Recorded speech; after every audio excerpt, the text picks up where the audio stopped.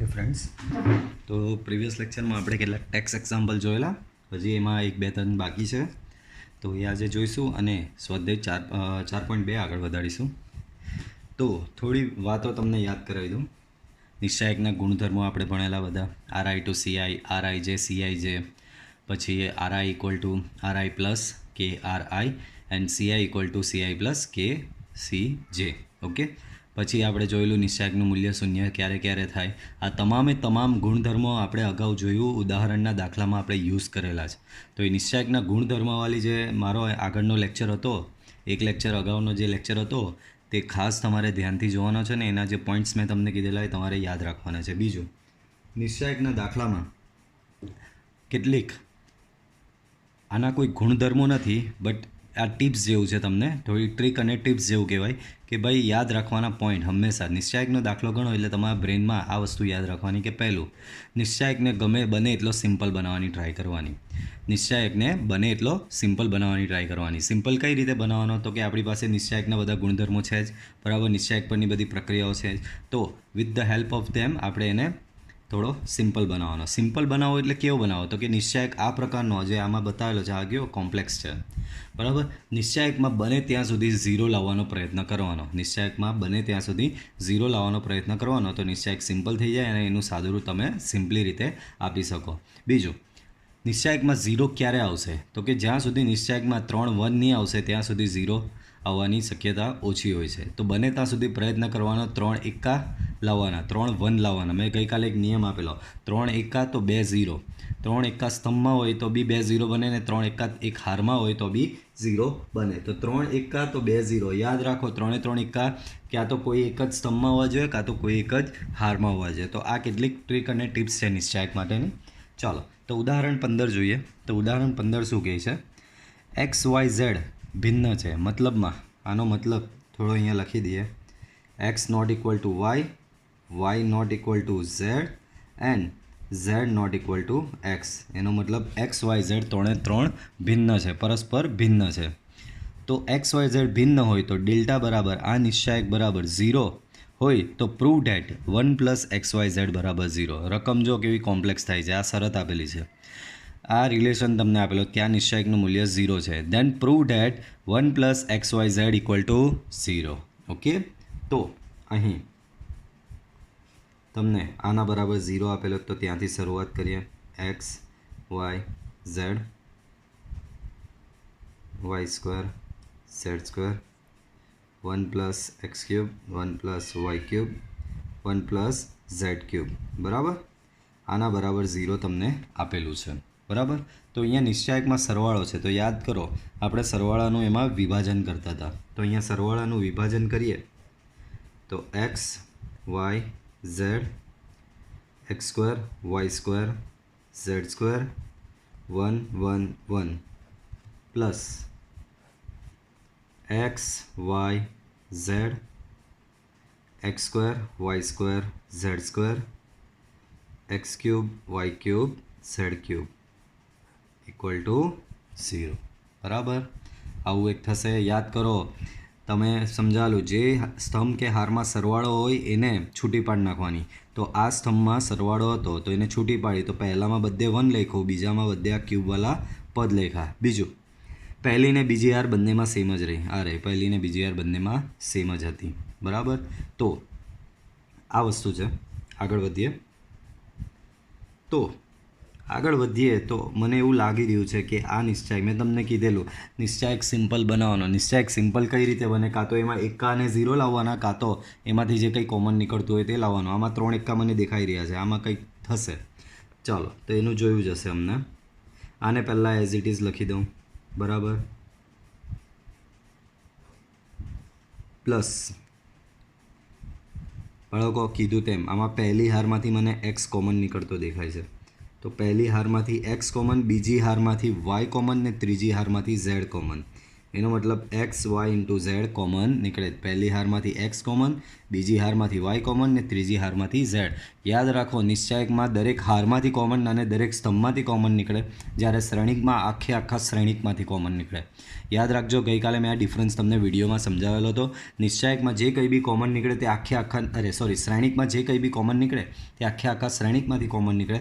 નિશ્ચાયકમાં common કાઢવું હોય તો કાં તો એક હાર કાં તો એક સ્તંભમાંથી કોમન કાઢી શકાય. બરાબર. તો અહીંયા પહેલી હારમાંથી એક્સ, બીજી હારમાંથી વાય, ત્રીજી હારમાંથી ઝેડ કોમન લીધો. તો કોમન લેવાથી શું થયું? તો અહીંયા 1 x x square, 1 y square, 1 z z square.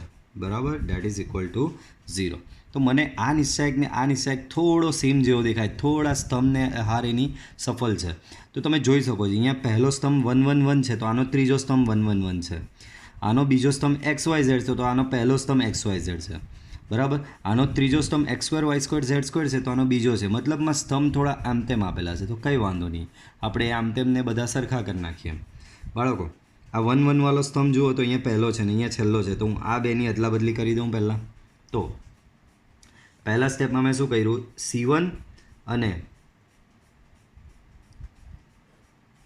C1 અને C3ની અદલા બદલી કરવાની, એટલે કે બે સ્તંભની અદલા બદલી કરવાની ક્રિયા. અહીંયા મેં આગળ માઇનસ લખ્યો છે. તમને યાદ આવતું હોય તો કેમ માઇનસ લખવાનો યાદ કરો. કેમ માઇનસ આવે? તો કે ત્યારે આપણે ભણેલા નિશ્ચાયકની કોઈ પણ બે હાર અથવા બે સ્તંભની અદલા બદલી કરતાં મળતા નિશ્ચાયકનું મૂલ્ય મૂળ નિશ્ચાયકના મૂલ્યથી વિરોધી હોય છે. તો અહીંયા તમે આમાં શું કર્યું? તો આમાં તમે C13 ક્રિયા કરી, પહેલો અને ત્રીજા સ્તંભની અદલા બદલી કરી. અદલા બદલી થઈ એટલે આગળ માઇનસ ઉમેરવો પડે. હજી બી થોડો મેચ નહીં થયો, પણ મેચ થઈ જશે. જો આ બેની હું અદલા બદલી કરી નાખું તો સેમ આના જેવું થઈ જશે. એટલે કે હવે નેક્સ્ટ સ્ટેપ શું થયું? બીજો અને ત્રીજા સ્તંભની અદલા બદલી કરો. બીજા અને ત્રીજા સ્તંભની અદલા બદલી કે પાછો એક માઇનસ આવશે, એક માઇનસ આવશે, એક આવ્યો તો એ થઈ જશે પ્લસ. તો 1 1 1 આ બેની અદલા બદલી કરીએ. અહીંયા એક્સ વાય ઝેડ, અહીંયા x square Y square Z square plus x Y Z 1 1 1 X Y Z x square Y square Z square equal to 0. બોલો, બંનેમાંથી આખો આ નિશ્ચાયક કોમન નીકળે. બરાબર. તો આ નિશ્ચાયક કોમન કાઢ્યો 1 1 1 એક્સ વાય ઝેડ દેખાય છે ને, આ ને આ સેમ જ છે, તો કોમન કાઢ્યો x Y Z x square Y square Z square. બરાબર. કોમન નીકળો તો અહીંયા આ આખો કોમન જ નીકળી ગયો, તો અહીંયા બચ્યો 1 અને આમાંથી આ કોમન નીકળી ગયો, તો અહીંયા બચ્યો x Y z. That is equal to 0. હવે આપણો પહેલો નિયમ 3 એકા તો 2 0. 3 એકા ક્યાં છે? હારમાં છે કે સ્તંભમાં છે? તો કે સ્તંભમાં છે. સ્તંભમાં 3 એકા હોય તો હાર પ્રક્રિયાની મદદથી એના 2 0 કરવાના. બરાબર. તો સિમ્પલ આગળ આપણે કરેલું જ છે. આની મદદથી અહીંયા ને અહીંયા 0 લાવી દેવાનો. કોની? પહેલી હારની મદદથી બીજી હાર અને ત્રીજી હારમાં શૂન્ય લાવી દેવાનું. એ જ પ્રમાણે માની લઈએ કે પહેલી હારમાં 3 3 એકા હોય તો પહેલા સ્તંભની મદદથી બીજા અને ત્રીજા સ્તંભમાં 0 લાવી દેવાનો. બરાબર. તો અહીંયા ક્રિયા કઈ થશે ખબર? R2 equal to R2 minus R1 and R3 equal to R3 minus R1 ક્રિયા કરતા. બરાબર. આ પ્રકારની ક્રિયા કરતા. બરાબર. તો એક ક્રિયા કરીએ. બરાબર. તો આ માઇનસ આ 1 એક્સ એક્સ સ્ક્વેર 0, આ માઇનસ આ તો વાય માઇનસ એક્સ, આ માઇનસ આ y square minus x square, આ માઇનસ આ તો અહીંયા 0, આ માઇનસ આ તો અહીંયા z minus x z square minus x square into 1 plus x Y z equal to 0. બરાબર. તો આ રીતનું થયું. ઓકે. તો અહીંયા આપણો પેલો નિયમ લાગી ગયો. 3 એકા તો 2 0. બરાબર. 3 એકા 2 0 થઈ ગયા. બરાબર. 2 0 થઈ ગયા. હવે મને કંઈક કોમન નીકળતું દેખાય. જુઓ, અહીંયા વાય માઇનસ એક્સ છે, અહીંયા y square minus x square છે. વાય સ્ક્વેર માઇનસ એક્સ સ્ક્વેરની જગ્યાએ તમે y minus x into y plus x લખી શકો છો. Same way z square minus x સ્ક્વેરની જગ્યાએ તમે z minus x into z plus x લખી શકો છો. તો આ જ વસ્તુ આગળ વધારીએ. અહીંયા તો કન્ટિન્યુમાં રાખું છું. ઓકે. તો આ નિશ્ચાયક હું અહીંયા આગળ વધારું 1 0 0. બરાબર. just a minute.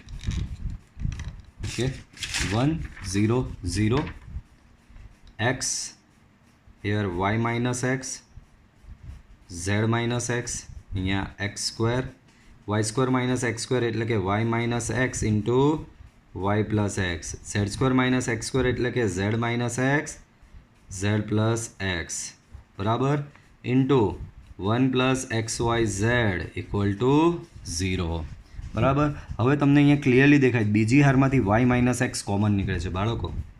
શું નીકળે? બીજી હારમાંથી વાય માઇનસ એક્સ ને ત્રીજી હારમાંથી ઝેડ માઇનસ એક્સ કોમન નીકળે છે, બરાબર. તો પહેલી હાર એમની એમ 1x એક્સ સ્ક્વેર, બીજી હારમાંથી વાય માઇનસ એક્સ કોમન નીકળ્યો તો અહીંયા 0, અહીંયા 1, તો અહીંયા વાય પ્લસ એક્સ, આમાંથી ઝેડ માઇનસ એક્સ કોમન નીકળે 0 1 ઝેડ પ્લસ એક્સ, અહીંયા રહ્યો 1 plus x Y z equal to 0, બરાબર. આને જ આગળ વધારીએ. હવે આમાં આગળ વધારે સાદુરૂપ આપવાની નિશ્ચયક બને એટલો સિમ્પલ જે બનાવવાનો તો એ સિમ્પલ બની ગયો. મને પહેલા સ્તંભમાં 2 0 દેખાય તો હું પ્રથમ સ્તંભની સાપેક્ષે હું અહીંયા શું કરીશ? પ્રથમ સ્તંભની સાપેક્ષે એનું વિસ્તરણ કરીશ. પ્રથમ સ્તંભની સાપેક્ષે એનું વિસ્તરણ, પહેલો જ ઘટક અહીંયા લખીશ, બાકીના 2 તો 0 છે એટલે લખવાના જ નહીં, તો 1. આ હારને આ સ્તંભ ગયો, બચ્યું કયું? આ. હવે જો અહીંયા ડાયરેક્ટ હવે શીખવાનું છે, બરાબર. હવે એવું બધું પેલા 2/2નો પાછો અહીંયા નિશ્ચયક બનાવો ને એનું સાદુરૂપ આપો, હવે એ બધું જૂનું થઈ ગયું, ડાયરેક્ટ શીખવાનું.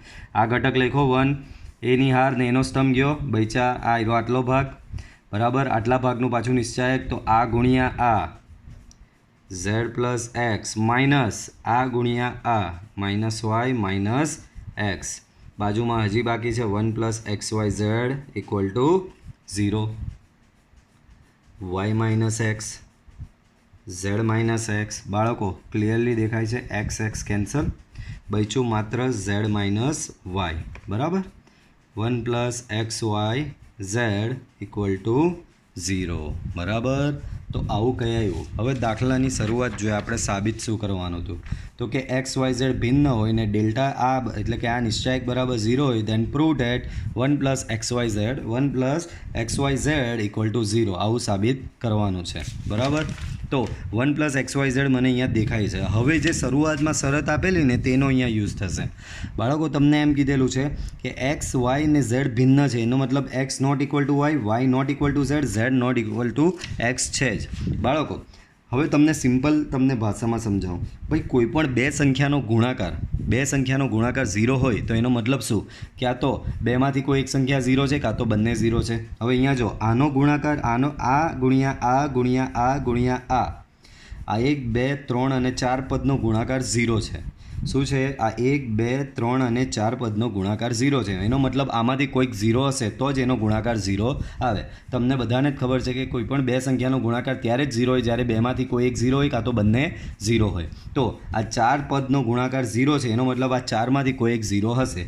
પરંતુ તમને શરત જ આપેલી છે ને, એક્સ અને વાય ભિન્ન છે, વાય અને ઝેડ ભિન્ન છે, ને ઝેડ અને એક્સ ભિન્ન છે. તો એક્સ અને વાય ભિન્ન હોય તો બેની બાદબાકી 0 થવાની નથી, પરંતુ x not equal to y not equal to z ને z not equal to x, આવું આપેલું છે. તો આનો મતલબ y minus x not equal to 0 થશે. કંઈ નહીં કર્યું, આને આમ બાજુ લઈ ગયો છે, બરાબર. એ જ પ્રમાણે અહીંયા ઝેડ માઇનસ વાય છે, તો આના પરથી તમે લખી શકો z minus y not equal to 0. બીજું અહીંયા છે ઝેડ માઇનસ એક્સ, તો આના પરથી તમે લખી શકો z minus x not equal to 0. તો આ 1 2 3 અને 4 પદનો ગુણાકાર 0 તો છે. આ 1 2 3 અને 4 પદનો ગુણાકાર 0 થયો, પણ આ 4 પદમાંથી આ 1 2 અને 3 પદ તો નોટ ઇક્વલ ટુ 0 છે. તો 0 કોણ થશે? 4 પદનો ગુણાકાર 0 છે ને 3 પદ નોટ ઇક્વલ ટુ 0 છે. તો એનો મતલબ આ 3 પદ નોટ ઇક્વલ ટુ 0 હોય તો આ ચોથું પદ 0 હોવું જ જોઈએ, તો જ આ લોકનો ગુણાકાર 0 થશે. તો આ નોટ ઇક્વલ ટુ 0 છે, આથી 0 કોણ થશે? 1 પ્લસ એક્સ વાય ઝેડ, એ તમારું 0 થશે. એ જ સાબિત કરવાનું હતું. આ રહ્યું 1 plus x Y z equal to 0 સાબિત કરો. કે તો થોડો લેન્ધી હતો એક્ઝામ્પલ, પણ બહુ જ સિમ્પલ હતો. એના પછીનો બી થોડોક એવો જ છે, ધ્યાનથી રકમ જુઓ. પ્રૂવ ડેટ આના બરાબર આવું અને એના બરાબર આવું, તો આમાં કંઈ નવું નહીં કર્યું, આ એબીસીને અંદર ગુણી નાખો. જુઓ આના બરાબર આપ સાબિત કરો એટલે આપ મેળે આવી જ જવાનું છે. કેમ? તો એબીસીને અંદર ગુણો તો અહીંયા એબીસી આવશે, એબીસી અહીંયા ગુણાશે તો બીસી જ બચશે, એબીસી અહીંયા ગુણાશે તો સી જ બચશે, ને એબીસી અહીંયા ગુણાય તો એબી જ બચશે. બરાબર? એટલે કંઈક બે વસ્તુ અલગ સાબિત કરવાની એવું નથી, એક પછીના સ્ટેપ જ છે, એક પછી એક આવે સ્ટેપ જ છે. ચાલો તો એલએચએસથી શરૂઆત કરીએ. એલએચએસ છે 1 પ્લસ એ 1 1 1 1 પ્લસ બી 1 1 1 1 પ્લસ સી. હવે આરએચએસને તમે ધ્યાનથી ઓબ્ઝર્વ કરો તો તેમાંથી થોડી હિન્ટ મળે તમને, એમાંથી થોડી તમને હિન્ટ મળે કે ભાઈ કેવું આમાં સેટ કરવાનું છે. તો મને આમાં આરએચએસને હું જોતાં મને એવું મને ખબર પડે કે બધે 1/a એટલે કે વ્યસ્ત સ્વરૂપમાં છે. 1/a 1/b 1/c. જાણી જોઈને તમને બે વસ્તુ સાબિત નહીં કરવા આપી. આ વસ્તુ એ જ સૂચવે છે કે આના પરથી તમે હિન્ટ લો કે અંદર કઈ રીતની પ્રક્રિયા કરવાની છે. તો આમાં તમને 1/a આપવામાં આવ્યો છે, 1/b આપવામાં આવ્યો છે, 1/c આપવામાં આવ્યો. જ્યારે જે નિશ્ચાયક છે એમાં કશે ક્યાં છે 1/a? એમાં તો સાદો a છે, સાદો b છે અને સાદો c છે.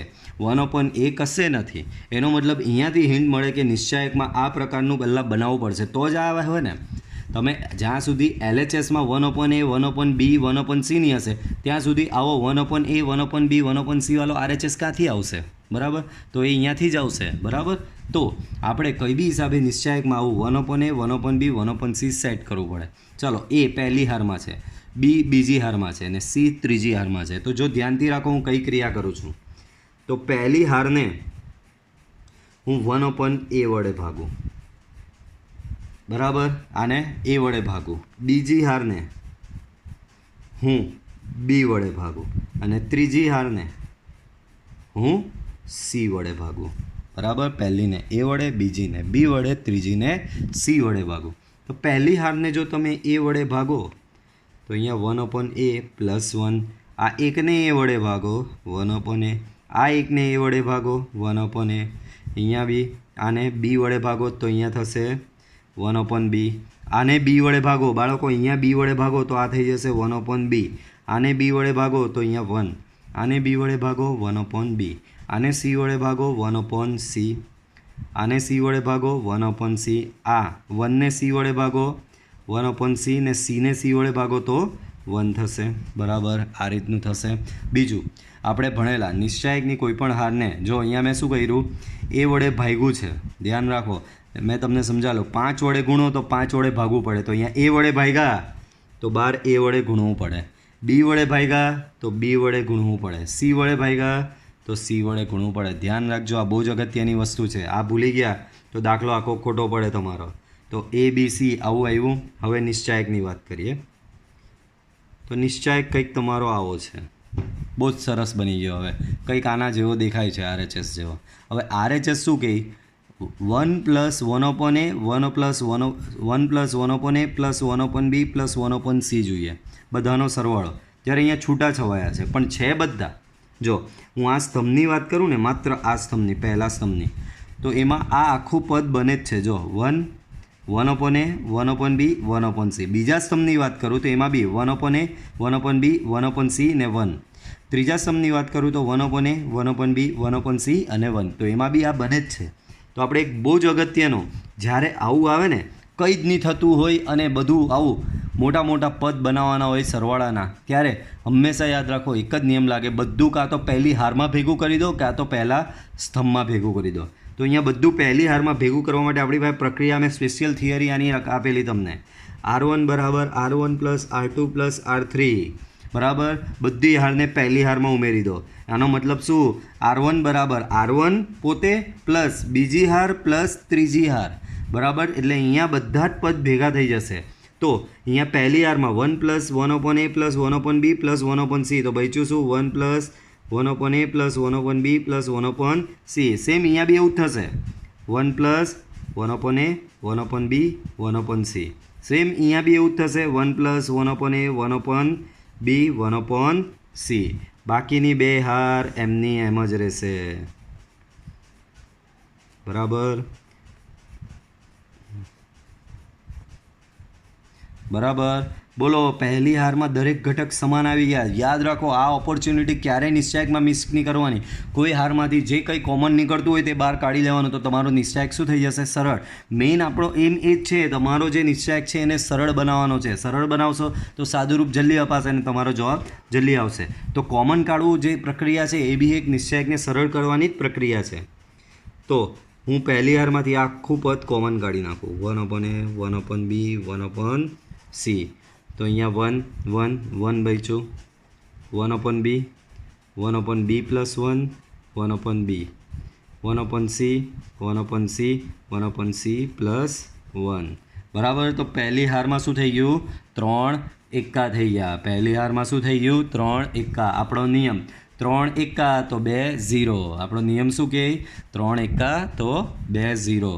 હવે અગાઉના દાખલામાં જોયેલું આપણે સ્તંભમાં એકા હતા. બરાબર. એક વખત પાછું જો તમને પ્યોર ડિફરન્સ સમજાવું આ લોકોનો. આપણે આગળ આ રહ્યું કરેલું, તો અહીંયા દેખાય આ સ્તંભમાં એકા હતા. તો આપણે હાર પ્રક્રિયાની મદદથી હંમેશા યાદ રાખો, સ્તંભમાં એકા હતા તો પહેલી હારની મદદથી બીજી ને ત્રીજીમાં 0 લાવ્યા. હવે આ વખતે હારમાં એકા છે તો સેમ એવું જ પહેલા સ્તંભની મદદથી, જેમ આમાં હાર પ્રક્રિયા કરેલી હતી તેમ આમાં સ્તંભ પ્રક્રિયાથી કરવાનો. પહેલા સ્તંભની મદદથી બીજા અને ત્રીજા સ્તંભમાં 0 લાવી દેવાનો. સિમ્પલ કઈ રીતે આવે? તો બીજા સ્તંભમાંથી પહેલો સ્તંભ બાદ કરો અને ત્રીજા સ્તંભમાંથી બી પહેલો સ્તંભ બાદ કરો. આમાં બી એવું જ કરેલું. બીજી હારમાંથી પહેલી હાર બાદ કરેલી, ત્રીજી હારમાંથી બી પહેલી હાર બાદ કરેલી. બરાબર. તો જ્યારે સ્તંભમાં એકા આવે તો હાર પ્રક્રિયાથી 0 લાવવાનો અને હારમાં એકા આવે તો સ્તંભ પ્રક્રિયાથી 0 લાવવાનો. રિવર્સ છે પ્રોસેસ. તો 3 એકા 2 0 આપણો નિયમ. 3 એકા તો 2 0. કઈ રીતે લાવશું બીજા સ્તંભમાં 0? તો કે C2 = C2 - C1 અને ત્રીજા સ્તંભમાં બી લાવશું C3 = C3 - C1. બરાબર. તો આ પ્રક્રિયા કરવાથી આમાં 0 થશે. અને યાદ રાખો, આ પ્રક્રિયા કરવાથી નિશ્ચાયકનું મૂલ્ય બદલાતું નથી. અહીંયા કેવું? A વડે ભાગ્યા તો A વડે ગુણવું પડ્યું, B વડે ભાગ્યા તો B વડે ગુણવું પડ્યું, C વડે ભાગ્યા તો C વડે ગુણવું પડ્યું. બરાબર. તો આ બધું કરવું પડેલું, પણ આ પ્રક્રિયા કરવાથી નિશ્ચાયકનું મૂલ્ય બદલાતું નથી. થિયરીમાં આપણે ભણી જ ગયા છીએ. બરાબર. ચલો, તો આ બે પ્રક્રિયા કરીએ. આ બાકીનું તો બેઠું એમનું એમ લખી દઈએ. ABC 1 + 1/a + 1/b + 1/c. બરાબર. હવે અહીંયા જે ચેન્જ છે તે બીજા ને ત્રીજા સ્તંભમાં થવાનો છે. બરાબર. તો પહેલો સ્તંભ એઝ ઇટ ઇઝ લખી દો. અહીંયા બીજો માઇનસ પહેલો કરો તો 0. આ માઇનસ આ કરો બાળકો, આમાંથી આ બાદ કરો તો અહીંયા 1. આમાંથી આ બાદ કરો 0. લ્યો, કેવા 0 આવતા જાય છે. બરાબર. સેમ એવું આમાંથી આ બાદ કરો તો અહીંયા 0.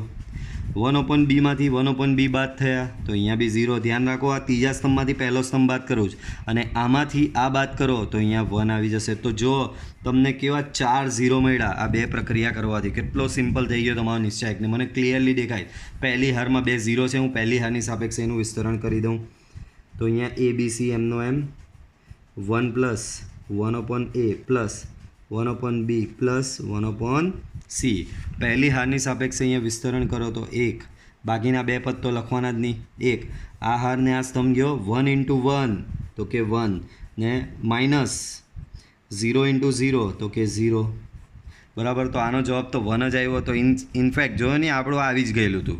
આનો જવાબ 1 લાવવાનો. તો આ રહ્યું આપનું RHS આ જ છે. તો RHS એનું આ જ છે. ગણીએ અને બરો એક પેજ લઈએ. તો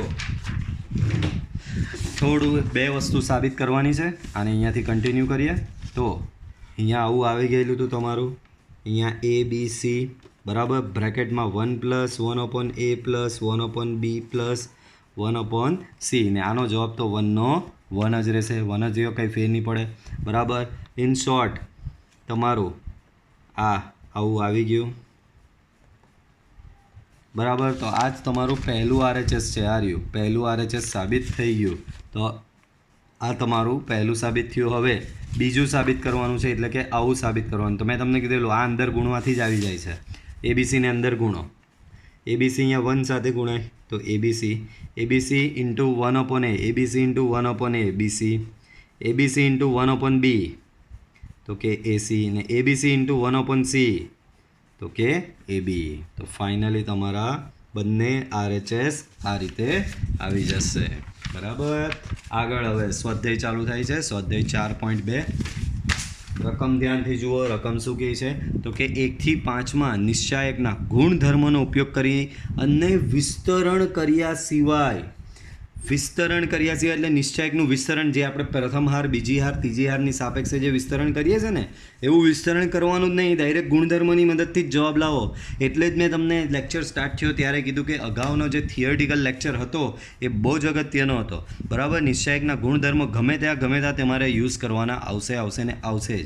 દરેક ફેરી વિસ્તરણ કામ આવશે નહીં. બરાબર. તો આ જે થિયરી આપણે જે ભણ્યા એ બહુ જ અગત્યની થિયરી હતી. બરાબર. ચોખ્ખું રકમમાં જ કહે છે કે માત્ર ગુણધર્મની મદદથી જ લાવો. બરાબર. ગુણધર્મની મદદથી જ લાવો. તમારે સાદુરૂપ એટલે કે વિસ્તરણ આપવાનું નથી. ચાલો તો અહીંયા સાબિત કરવાનું છે. LHSથી સ્ટાર્ટ કરીએ. X Y Z A B C X plus A Y plus B and Z plus C. બરાબર. આવું છે. બરાબર. ચાલો હવે આના બરાબર 0 લાવવાનું. ચાલો નિશ્ચાયકનું મૂલ્ય 0 ક્યારે થાય થોડું રિમાઇન્ડ કરાવી દઉં. તો પહેલું, નિશ્ચાયકની કોઈપણ હાર અથવા સ્તંભના તમામ ઘટકો શૂન્ય હોય. કોઈપણ હાર અથવા સ્તંભના તમામ ઘટકો શૂન્ય હોય તો નિશ્ચાયકનું મૂલ્ય 0 થાય. બીજું, નિશ્ચાયકની કોઈપણ 2 હાર અથવા તો 2 સ્તંભ પૂરેપૂરા સમાન હોય તો નિશ્ચાયકનું મૂલ્ય 0 થાય. ત્રીજું, નિશ્ચાયકની કોઈપણ હાર અથવા સ્તંભને અચળ વડે ગુણવાથી અન્ય હાર અથવા સ્તંભ મળતો હોય તો બી નિશ્ચાયકનું મૂલ્ય 0 થાય. અને ચોથું, તમે 3/3ના વિસંમિત શ્રેણિકનો નિશ્ચાયક લીધો હોય તો બી નિશ્ચાયકનું મૂલ્ય 0 થાય. એનો મતલબ આનો જવાબ વિસ્તરણ કર્યા વગર 0 લાવવાનો છે. તો આપણે નિશ્ચાયકના મૂલ્ય જે 0 થાય છે એના 4 ગુણધર્મો જોયા. હમણાં બી મેં તમને 4 પોઈન્ટ કીધા કે નિશ્ચાયકનું મૂલ્ય આ ચાર ગુણધર્મોની મદદથી, એટલે કે આ 4 સિચ્યુએશનમાં નિશ્ચાયકનું મૂલ્ય 0 થાય. હવે આના બરાબર 0 લાવવાનો, દેટ મીન્સ આ 4 સિચ્યુએશનમાંથી જ કોઈ એક સિચ્યુએશન ભેગી કરવાની છે. આ 4 સિચ્યુએશનમાંથી જ કોઈ એક સિચ્યુએશન તમારે લાવવાની છે. કઈ 4 સિચ્યુએશન પાછી કહું? નિશ્ચાયકની કોઈપણ હાર અથવા સ્તંભના તમામ ઘટક શૂન્ય. બીજું, નિશ્ચાયકની કોઈપણ 2 હાર અથવા 2 સ્તંભ સમાન. ત્રીજું, નિશ્ચાયકની કોઈપણ હાર અથવા સ્તંભને અચળ વડે ગુણવાથી અન્ય હાર અથવા સ્તંભ મળે. અને ચોથું, નિશ્ચાયક એ 3/3ના શ્રેણિકના 3/3ના વિસંમિત શ્રેણિકનો લીધો હોય તો. હવે મને અહીંયા ક્લિયરલી દેખાય છે. અહીંયા x પ્લસ a છે તો અહીંયા x, અહીંયા a. અહીંયા y પ્લસ b છે તો અહીંયા y, અહીંયા b. અહીંયા z પ્લસ c છે તો અહીંયા z ને અહીંયા c. જો હું બીજા સ્તંભને પહેલા સ્તંભમાં ઉમેરી દઉં તો પહેલો સ્તંભ સેમ ટુ સેમ ત્રીજા સ્તંભ જેવો થઈ જશે. આપણું કામ થઈ ગયું. 2 સ્તંભ સમાન તો નિશ્ચાયકનું મૂલ્ય 0. તો પ્રક્રિયા કઈ થઈ? બીજા સ્તંભને પહેલા સ્તંભમાં ઉમેરવાનો. એનો મતલબ C1 બરાબર C1 પ્લસ C2. તો C1 બરાબર C1 પ્લસ C2 કરીએ તો અહીંયા થશે x plus a, y plus b, z plus c, a b c. પાછું અહીંયા સેમ ટુ સેમ. આ તો કોઈ ચેન્જ નહીં આવે. આને પર તો કોઈ ક્રિયા કરી નથી. આનો જવાબ ડાયરેક્ટ 0 લખી શકું. Reason C1 equal to C3. પહેલો સ્તંભ અને ત્રીજો સ્તંભ તમારો સમાન થઈ ગયો, ડેટ મીન્સ 0. બરાબર. ચાલો એના પછી આમાં બી સેમ એવું જ વિસ્તરણ કરો. આમાં જો આપણે કાં વિસ્તરણ કર્યું, ડાયરેક્ટ જ જવાબ 0 લખ્યો ને, તો ચોખ્ખું લખેલું હોય કે વિસ્તરણ નહીં કરવાનું તો નહીં જ કરવાનું. બરાબર. એના વગર જ સાબિત કરવાનું. LHS a minus b, b minus c, c minus a, b minus c, c minus a, a minus b, c minus a, a minus b, a minus c. આ તમારું LHS છે ને આના બરાબર તમારે જવાબ શું લાવવાનો છે? 0 લાવવાનો છે. આના બરાબર જવાબ શું લાવવાનો છે? 0 લાવવાનો છે તમારે. બરાબર. તો વિસ્તરણ આમાં બી આપવાનું નથી. આમાં બી તમારે શું છે? વિસ્તરણ તો આપવાનું જ નથી. વિસ્તરણ કર્યા વગર જ, એટલે કે આ 0ના જે ગુણધર્મ છે એ ગુણધર્મની મદદથી જ, એ ગુણધર્મની હેલ્પથી જ તમારે નિશ્ચાયકનું મૂલ્ય 0 લાવવાનું છે. વાંધો નહીં, કરીએ. તો આમાં નથી કશે 3 એકા કે તમારા 2 0 આવવાના છે. બરાબર. બધા એકદમ ભરચક નિશ્ચાયક આપેલો છે. એકદમ પેલો શું કહેવાય એમ, એકદમ એમ અમીર નિશ્ચાયક છે. એની બધું જ છે. કોઈ રીતે સિમ્પલ નથી, એકદમ કોમ્પ્લિકેટેડ છે. તો જ્યારે યાદ રાખો આવો કોમ્પ્લિકેટેડ નિશ્ચાયક હોય એટલે કે કંઈ જ સમજ નહીં પડે.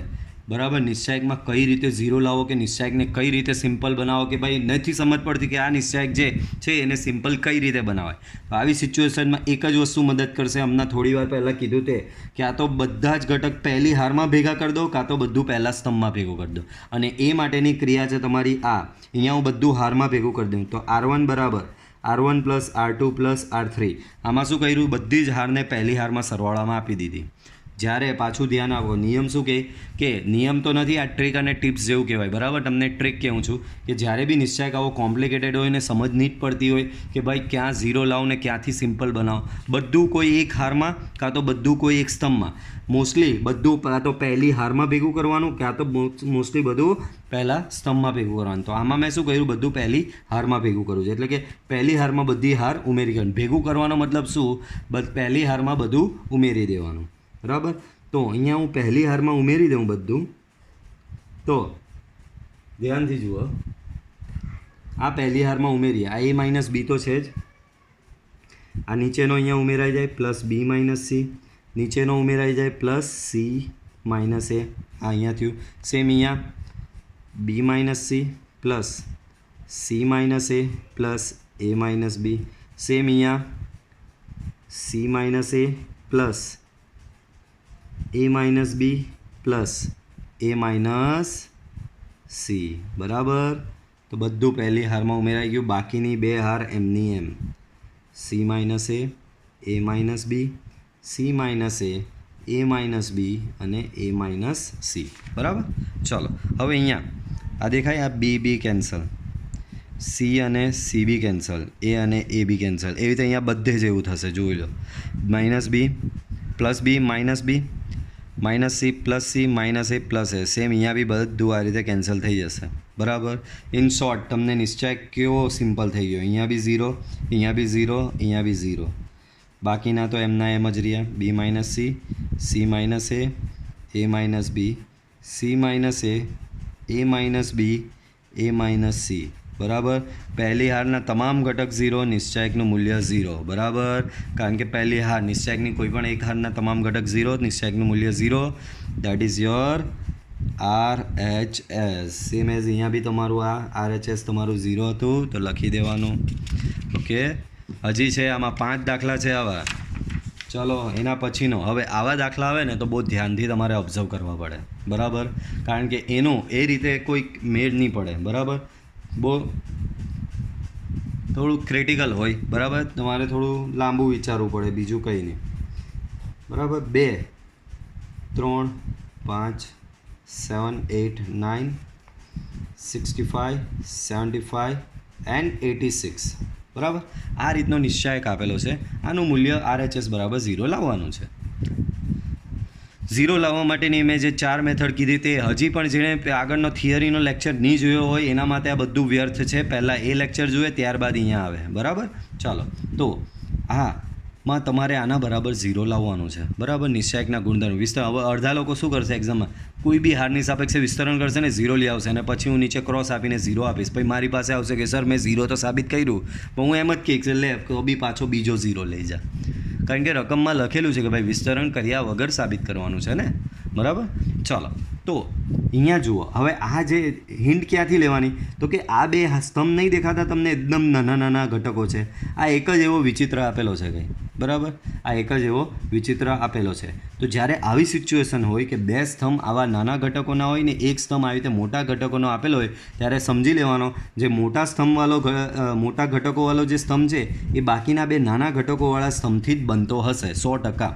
આ જે સ્તંભ છે તે આના ને આના કોમ્બિનેશનથી જ બનશે. પાછું સાંભળી લો, જ્યારે બી આવી રીતે નિશ્ચયક આપેલો હોય ને એના બરાબર 0 સાબિત કરવાનું હોય, ત્યારે જે મોટા ઘટકોવાળો જે સ્તંભ છે એ બાકીના બે નાના ઘટકોવાળાના સ્તંભના કોમ્બિનેશનથી કમ્પલસરી બનતો જ હશે, બરાબર. તો જ આપવામાં આવેલું હોય.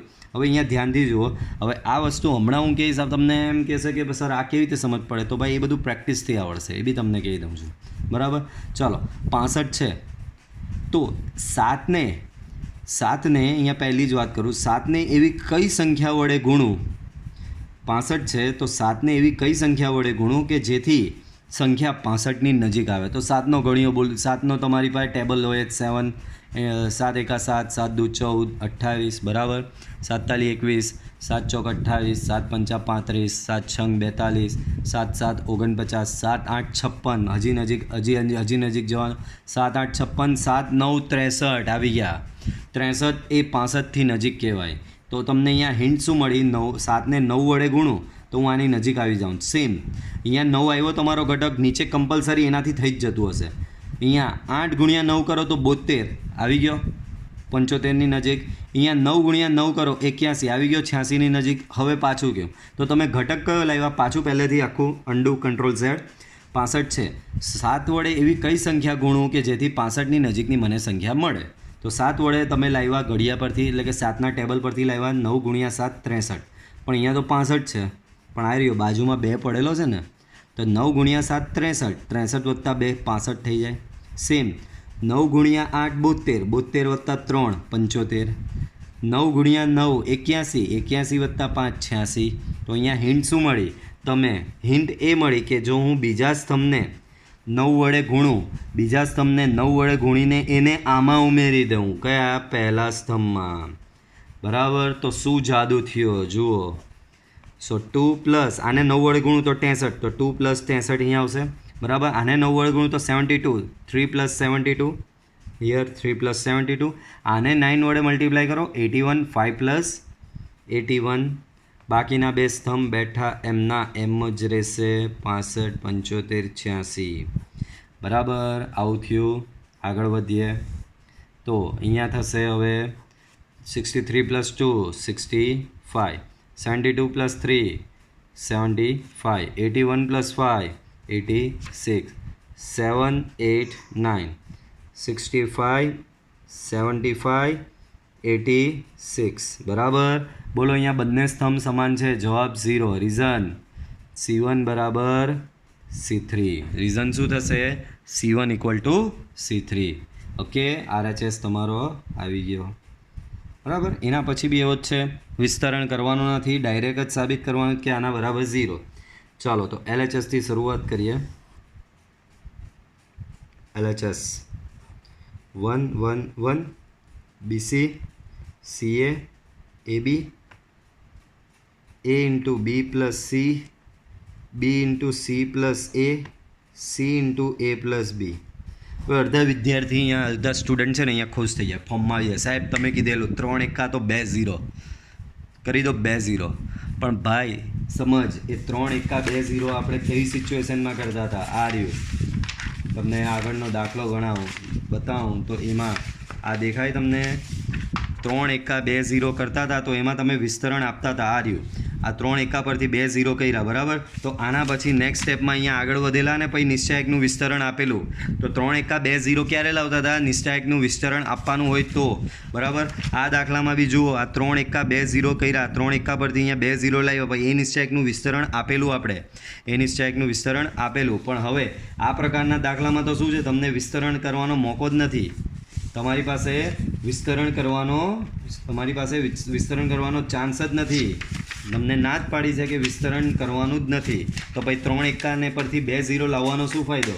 તો આ વિચાર પહેલાં દિમાગમાંથી કાઢી નાખો. બરાબર, એક વસ્તુ આવડી જાય, જે આવડી જાય તે બધે લાગે એવું જરૂરી નથી. તો 3 એકા 2 0 વાળો અહીંયા નિયમ લાગશે નહીં. પાછું એકવાર કહી દઉં, 3 એકા 2 0 ક્યારે લાવવાના હોય? જ્યારે નિશ્ચાયકનું વિસ્તરણ આપવાની છૂટ હોય. પરંતુ આપણે તો અહીંયા રકમમાં જ લખેલું છે. રકમમાં જ શું લખેલું છે કે વિસ્તરણ કર્યા સિવાય સાબિત કરવાનું. તો વિસ્તરણ જ નહીં કરવાનું તો 0 લાવવાનો શું ફાયદો?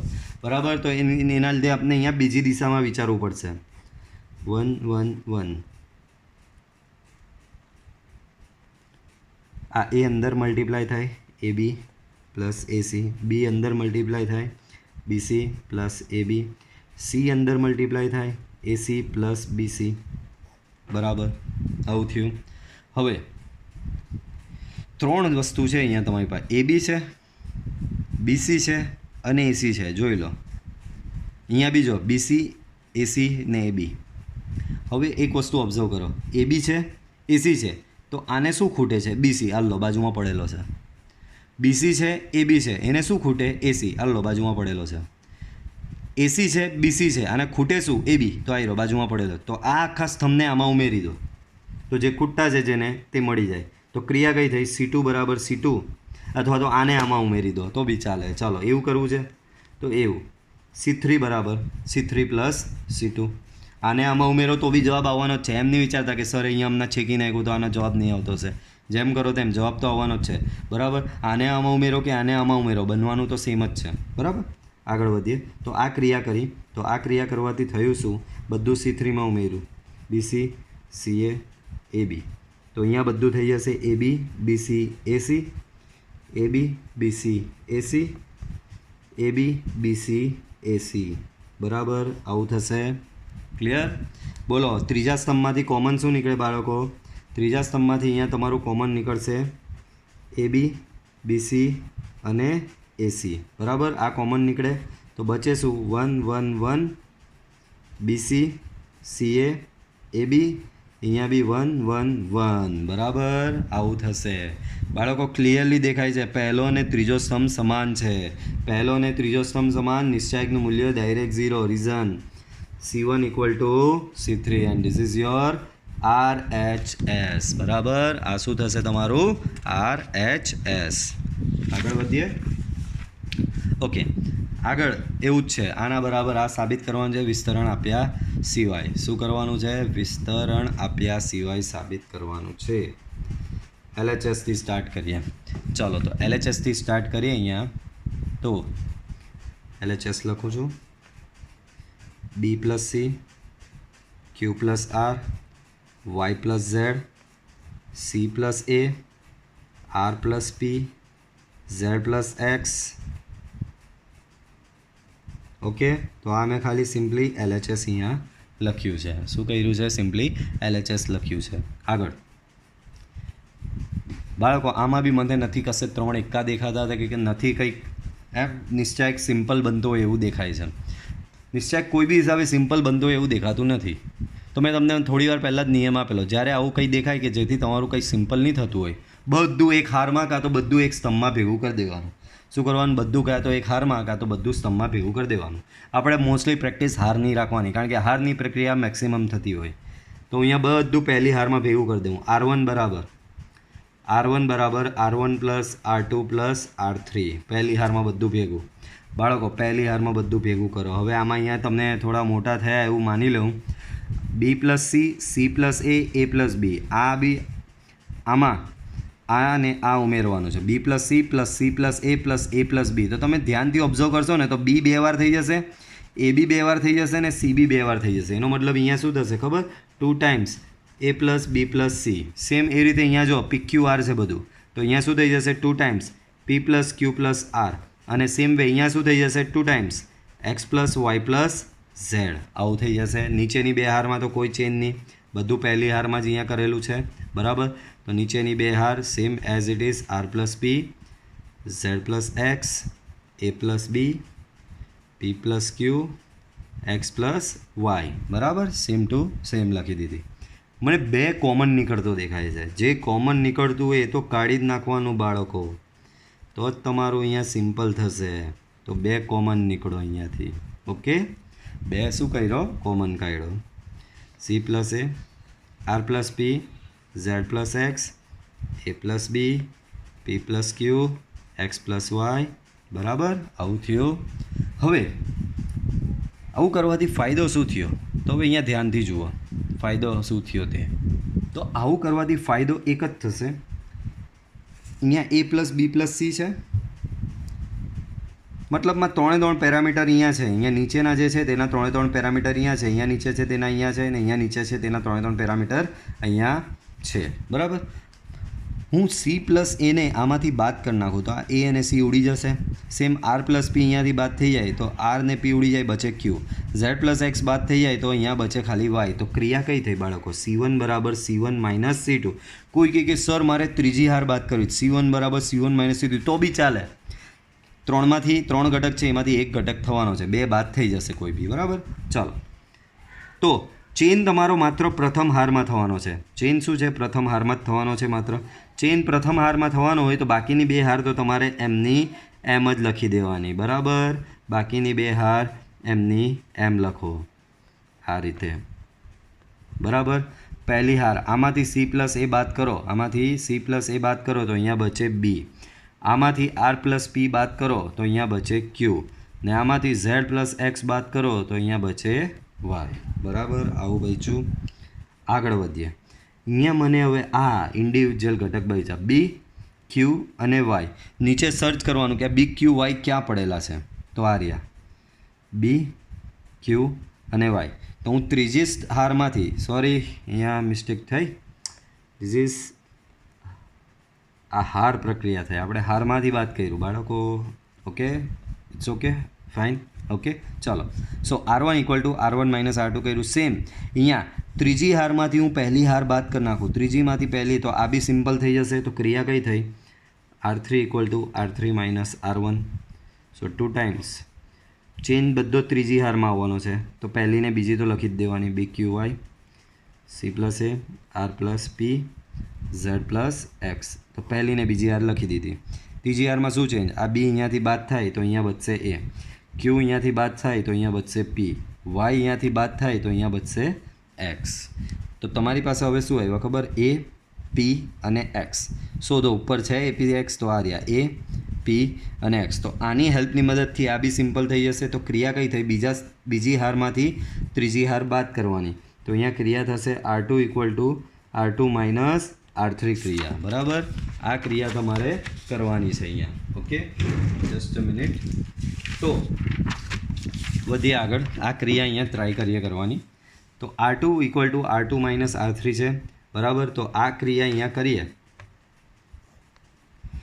ચેન્જ કઈ? બીજી હારમાં આવવાનો. તો પહેલી અને ત્રીજી હાર તો લખી જ દો, B Q Y A P X. બરાબર, હવે તમે ચેન્જ શું કર્યો? R2 = R2 - R3. આ રે R2, આ R2માંથી R3 બાદ કરવાની. તો C + A માંથી A બાદ થાય તો અહીંયા થશે C, R + P માંથી P બાદ થાય તો અહીંયા R, અને Z + X માંથી X બાદ થાય તો અહીંયા થશે Z. હવે આને ધ્યાનથી ઓબ્ઝર્વ કરો બાળકો. તમારું આ જે આવ્યું તે અને RHS લાવવાનું તે સમાન છે? તો કે ના, નથી. આ RHS જે છે તેમાં કહે કે પહેલી હાર APX, તો APX તો અહીંયા નીચે છે. બરાબર, આ કહે કે BQI બીજી હાર જોઈએ, તો BQI તો અહીંયા પહેલી હાર છે. અને આ કહે કે CRZ ત્રીજી, તો CRZ બીજા પર છે. તો ધ્યાનથી જુઓ. હવે આવું સેમ લાવવાની અહીંયા ટ્રાય કરું બાળકો. APX એને કાં જોઈએ? પહેલી હાર જોઈએ, તો પહેલી હાર અને ત્રીજી હારની અદલા બદલી કરી નાખીએ. R13. બરાબર, તો R13 કરો ભાઈ, બે હારની અદલા બદલી કરો તો આગળ માઇનસ ઉમેરવો પડે. તો આ માઇનસ ઉમેરો. બરાબર, A P X અને આ B Q Y. બરાબર, બે હારની અદલા બદલી થઈ ગઈ, પહેલી ને ત્રીજી. વચ્ચે C R Z એમનું એમ. બરાબર, ત્યારબાદ આ બે હારની અદલા બદલી અહીંયા કરી નાખીએ. આ બે હારની અહીંયા અદલા બદલી કરીએ તો સેમ આના જેવું થઈ જશે. તો કઈ પ્રક્રિયા થઈ? R23. પાછી R23 બે હારની અદલા બદલી કરી તો એક માઇનસ ઉમેરાશે, એક માઇનસ અહીંયા ઉમેરાય. ઓલરેડી માઇનસ હતો, બીજો માઇનસ આવ્યો તો એ થઈ જશે પ્લસ. બરાબર, આ બેની અદલા બદલી થવાની છે. તો પહેલી હાર તો એઝ ઇટ ઇઝ લખી દઈએ, A P X. આ બેની અદલા બદલી કરીએ તો B Q Y C R Z. બોલો, હવે સેમ ટુ સેમ આવી ગયો. So this is your RHS. તો તમે જુઓ ધ્યાનથી, અહીંયા કોઈ બી દાખલામાં આપણે વિસ્તરણ આપ્યું જ નથી. માત્ર ને માત્ર નિશ્ચાયકના ગુણધર્મનો ઉપયોગ કરીને, ઉપયોગ કરીને જ સાબિત કરી દીધું. તો વિડીયો આપણે આજે અહીંયા સુધી રાખીએ. બરાબર, ઘણા સારા દાખલાઓ ગણ્યા આજે. બરાબર, વિડીયો બી ઘણો લાંબો થયો છે આજે. તો અહીંયા સુધી રાખીએ. અને જો તમને મારો વિડીયો પસંદ આવ્યો હોય તો તમે મારી ચેનલ સબસ્ક્રાઈબ કરી શકો છો અને વિડીયોને લાઇક કરી શકો છો. Till then, good bye. C you in next lecture.